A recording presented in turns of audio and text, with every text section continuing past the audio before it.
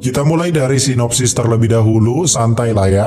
Sinopsis mah kayaknya nggak terlalu spoiler banget ya, karena hanya sedikit penggambaran aja. Jadi, tokoh utama kita ini kan bernama Yuda. Nah, dia ini selalu diincar oleh kaum Kurawa, karena dia ternyata merupakan seorang anak Pandawa yang ditakdirkan buat lawan Kurawa nanti pakai medali Braja Musti. Nah, medali Braja Musti inilah yang memberikan dia kekuatan layaknya Gatot Kaca. Dah, inti ceritanya seperti itu, karena bakal ada banyak plot twist. Kalau nggak salah sampai 2 kali plot twist deh gitu. Di klimaks ending, pas menjelang final battle itu ada plot twist. Kemudian pas menjelang credit title, ada scene plot twist juga, dan memberikan kita sedikit petunjuk untuk film selanjutnya.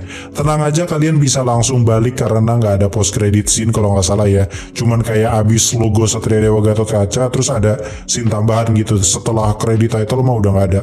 Cuman adegan sebelum ending aja itu kayak, ya itu yang tadi gue bilang, kayak kisaran 1 menitan doang. Setelah itu ya udah cabut aja kalau yang emang kebelet gitu. Oke, sekarang kita masuk ke penilaian dari segi plotnya dulu.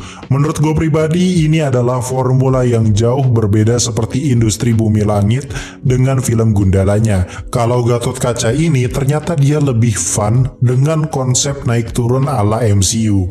Ya, kalian yang udah nonton trailer dan first look-nya mengira kalau film ini akan terlihat dark banget seperti layaknya di DCU ataupun Bumi Langit Cinematic Universe. Ternyata tidak. Aspek-aspek MCU lah yang menjadi formula dari film ini. Kalau kalian suka sama MCU, berarti kemungkinan besarnya kalian juga suka dengan plot yang disajikan oleh Satria Dewa Universe ini. Banyak adegan-adegan lucu yang benar-benar lucu dan berhasil membuat para penonton ketawa. Gua nonton kemarin tuh tanggal 7 Juni dan itu bioskopnya full, penuh banget sampai barisan paling depan. Antusiasnya benar-benar besar banget ya. Tiap adegan lucu pun mereka bersorak gitu, yang berarti memang aspek plot yang disajikan oleh Satria Dewa Universe ini kurang lebih cocok untuk dinikmati oleh kalian yang emang suka dengan plot yang disajikan oleh MCU, ceria-ceria, cerah gitu loh ya. Tapi walaupun banyak adegan lucu, film ini tetap bisa menaik turunkan emosi para penonton, karena seperti yang gue bilang tadi, formula plotnya bener-bener roller coaster banget. Banyak elemen surprise yang gak ditebak sama sekali oleh para fans, dan akhirnya membuat gue jadi cukup respect dengan rumah produksinya yang menyajikan trailer yang sangat mengecoh para penonton sekali. Plot awal sampai tengah mungkin lu udah bisa nebak-nebak dari scene trailer sebelumnya, tapi dari tengah menuju akhir itu sama sekali gak ketebak, karena memang tidak ada adegannya di trailer, cuman kayak sepersekian detik doang gitu kalaupun ada adegan dari tengah ke ending gitu di trailer. Bener-bener fresh banget tanpa spoiler sedikit pun dari materi promosi. Menurut gua dari segi plot sudah jauh lebih dari cukup, rapi, fun, menguras emosi, dan juga cukup menegangkan. Namun tetap ada beberapa plot hole yang sepertinya kalau gue pikir-pikir lagi ternyata ya, sang sutradara maupun produser dan penulis cerita sepertinya sengaja untuk membuat beberapa plot hole yang nanti akan menjadi petunjuk dan bikin para penonton penasaran dengan kelanjutan kisah dari Satria Dewa ini. Karena kan emang banyak banget cuy, bukan Gatot Kaca doang ternyata. Contoh yang sudah hadir di film ini saja ada banyak, cuman belum dapat kekuatannya aja masing-masing satrianya gitu. Baru si Yuda aja yang dapat berubah jadi Gatot Kaca. Di satu sisi, walaupun banyak yang bilang kalau plot hole-nya agak ngeganggu, menurut gua justru itu bisa jadi nilai plus loh buat sang produser nanti buat memproduksi film selanjutnya untuk menjawab pertanyaan tersebut. Terlebih lagi, plot hole di film ini tuh bukan yang ampe bikin kita bingung banget, lebih ke arah plot hole yang bikin penasaran tentang background story dari beberapa karakter gitu. Terutama sosok Dananjaya yang memang disorot banget beberapa backgroundnya. For your information, Dananjaya ini akan menjadi tokoh utama di film selanjutnya karena dia bakal menjadi Satria Dewa Arjuna. Sekarang kita masuk ke sinematografi yang menurut gua cukup aman sekelas film superhero. Nggak ada yang bisa bikin wah banget gitu ya, tapi nggak sampai bikin film ini buruk banget juga. Bener-bener standar aja udah. Dan terkesan malah gua lihat sinematografi di film ini kayak film ala-ala produksi V-Cinema Pictures dengan mengandalkan beberapa aspek seperti sinar matahari yang natural gitu, ala-ala estetik kayak keluarga Cemara gitu cuy. Cuman bedanya pas adegan malam beberapa pencahayaan dan pergerakan kameranya tuh lebih kelihatan mirip-mirip kayak karyanya Om Joko Anwar. Tone warna di film ini menurut gue cukup cerah, khas banget MCU sebenarnya ya. MCU kan emang tone warnanya gitu ya, cerah terus saturasi tinggi gitu kan. Nah kayak Gatot Kaca ini cuy, dia main tone warna cerah gitu. Berbeda dengan versi Bumi Langit yang justru memakai tone warna yang jauh lebih dark karena plotnya pun emang jauh lebih dark ya. Jadi kalian sekarang sudah bisa memilih nih sesuai selera kalian. Kalau kalian suka tone warna cerah dengan eksekusi yang terbilang sangat fun, kalian bisa pilih Satria Dewa. Sedangkan jika kalian menyukai tema plot yang diselimuti bumbu politik serta tone warna yang cukup dark, kalian bisa pilih Bumi Langit karena memang pembahasan plotnya itu cukup serius. Kedua industri ini mampu melengkapi satu sama lain dan justru terlihat sangat berbeda dengan persaingan DCU dan MCU yang terbilang menurut gue kurang imbang ya, karena DCU sekarang kayak gue juga nggak ngerti gitu ya, DCU sekarang mau dibawa kemana gitu. Kalau Bumi Langit dan Satria Dewa ini menurut gue justru mereka saling menopang satu sama lain demi mensukseskan perfilman Indonesia, terutama tema superhero. Untuk soundtracknya menurut gue sangat memorable banget asli, apalagi soundtracknya band Kotak sama yang ada di trailer, gue nggak tahu judulnya apa, pokoknya yang ini nih, gue kasih scene-nya nih, lagunya tuh yang ini.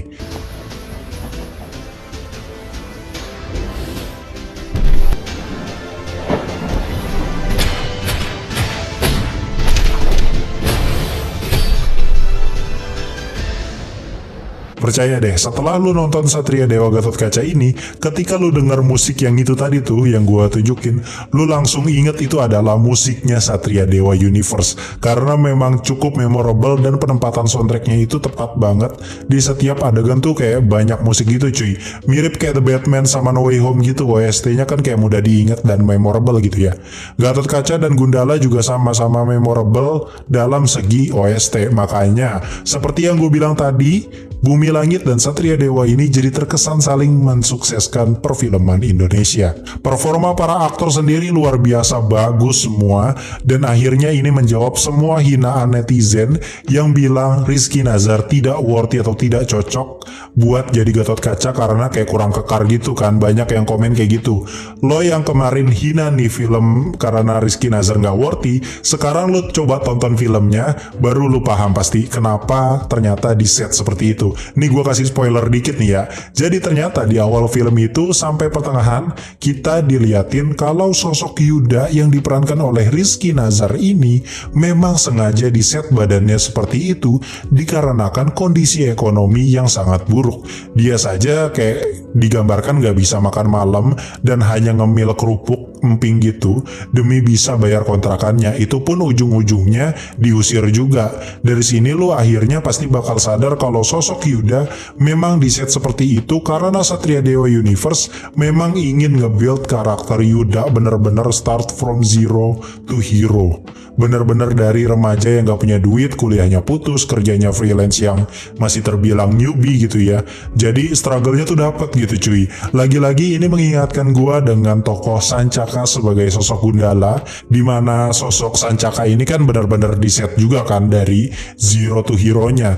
Dan sepertinya film selanjutnya sosok si Yuda ini sudah digambarkan punya tubuh yang jauh lebih proper lagi karena kini dia sepenuhnya sudah bisa berubah jadi Satria Dewa Gatot Kaca. Seperti yang gue teorikan di breakdown sebelumnya, kalau nanti Yuda akan punya fase dalam bertransformasi hingga ia mencapai puncaknya yaitu Satria Dewa Gatot Kaca.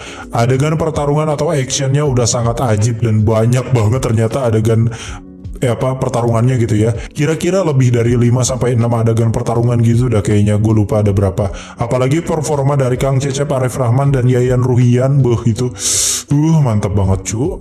Sekilas beberapa gerakan dari Mas Yayan Ruhian ini ternyata mengingatkan gue dengan gaya bertarungnya dulu saat di film The Raid. Tapi memang tidak sesadis di film The Raid karena film ini kan ya ratingnya semua umur gitu ya. Udah ini ratingnya aja udah MCU banget gitu ya. Jadi cocok sekali lah buat kalian yang memang lagi lesu gitu habis pulang kerja. Nonton nih film sih lumayan mood booster karena banyak adegan lucunya. Kayaknya bulan Juni ini filmnya lagi gencar-gencarnya blockbuster banget ya. Setelah review ini tayang berarti gue lagi nonton Jurassic World Dominion yang merupakan sequel penutup dari Jurassic World. Nggak tahu sih apakah akan ada yang keempat atau nanti dibikin saga baru lagi atau trilogi lagi, kita nggak tahu. Yang jelas Jurassic World dan Gatot Kaca akan gua review dan gua breakdown, tapi kalau breakdown itu kita tunggu dulu ya, sekitaran semingguan gitulah ya, biar para fans garis kerasnya nonton dulu baru kita breakdown gitu. Anyway, kita akan bahas kekurangan-kekurangannya dulu. Kekurangan yang sangat menonjol dari film ini menurut gua adalah product placement yang sebenarnya gini, gua ngelihat beberapa reviewer dan juga beberapa review dari Twitter gitu ya soal product placement yang ada di Satria Dewa Gatot Kaca ini yang menurut gue cukup hard selling dan agak terlalu dipaksakan gitu ya. Di satu sisi gue kayak berusaha untuk memposisikan diri gue misalkan jadi produsernya atau sutradaranya. Kalau kalian misalkan dapat brand gitu, nih kalian bikin adegan nih, kalian syuting nih, set ya kan, kalian udah syuting adegannya bagus nih misalkan soft selling gitu.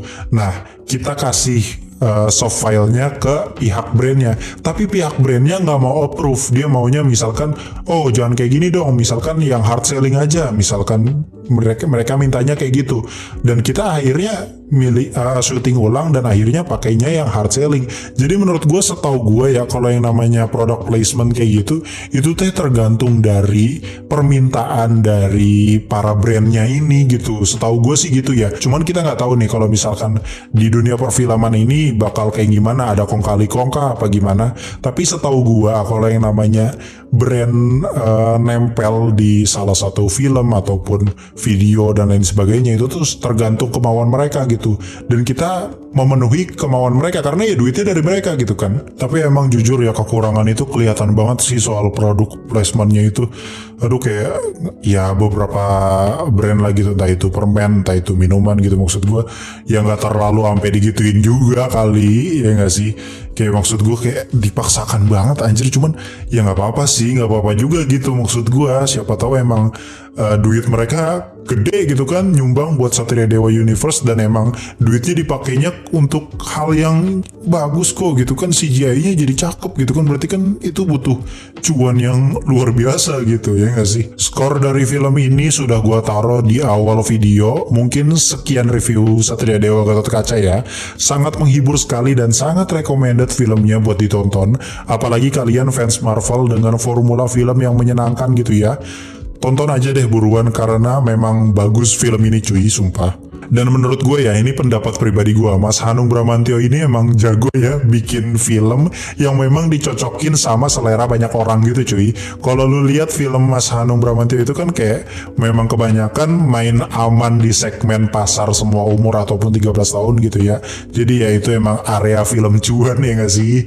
Jadi kayak sinematografi aman, misalkan plot cerita aman, yang penting bisa mengadu ke emosi para penonton gitu. Kalau gue lihat sih template dari filmnya Mas Anung tuh selalu kayak gitu ya, jadi bener-bener film aman gitu buat ngambil cuan, dan menurut gue berhasil men, film kayak gini mah.